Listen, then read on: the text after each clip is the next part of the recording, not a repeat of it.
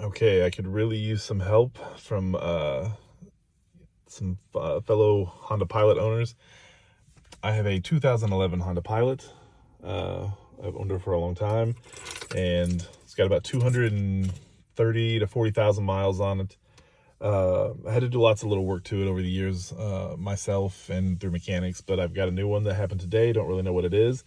What happened yesterday was I got in the car, turned it on, everything started up okay, put it in reverse, but I noticed when I shifted down into reverse, it was very tight. Like it almost felt like I was really having to pull through, just a lot of stiffness.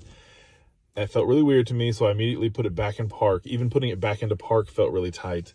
Car was still running fine, AC was on, power was on, no flickering of lights, didn't seem to be a battery issue. I was able to wiggle the steering wheel, plenty of like power steering fluid and all that. All that stuff seemed fine. Or just power steering in general, I guess. But I was nervous, had to get out and go somewhere, so I just left it parked, went and used a different vehicle. Came back out today, went to turn it on again, same issue, started up fine, AC's on running, everything in the car is running fine, no flickering of lights, didn't apparently seem to be a battery issue. Went to, I put the brake on, put it in reverse, it was incredibly tight again, started to just go back a little in reverse, car felt like it was driving fine, but I put it in drive. It was real hard to get out into drive too from reverse, and pulled it back up just a little bit here, parked in front of my house. And then when I went to put it from reverse back into park, it was really hard to get it up into park.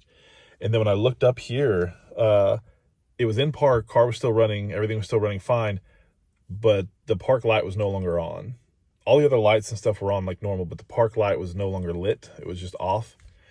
So I sat here for a few minutes, trying to think about what to do, went ahead, turned it off, was going to go inside and look at some videos. And when I turned it off and I went to take my key out, I couldn't. It was stuck. I had to take my, keychain off. Key is still stuck now in ignition. I have not been able to figure out how to get it out. When I go to turn the car on now, nothing happening now. So don't know for sure what exactly is going on with this thing now.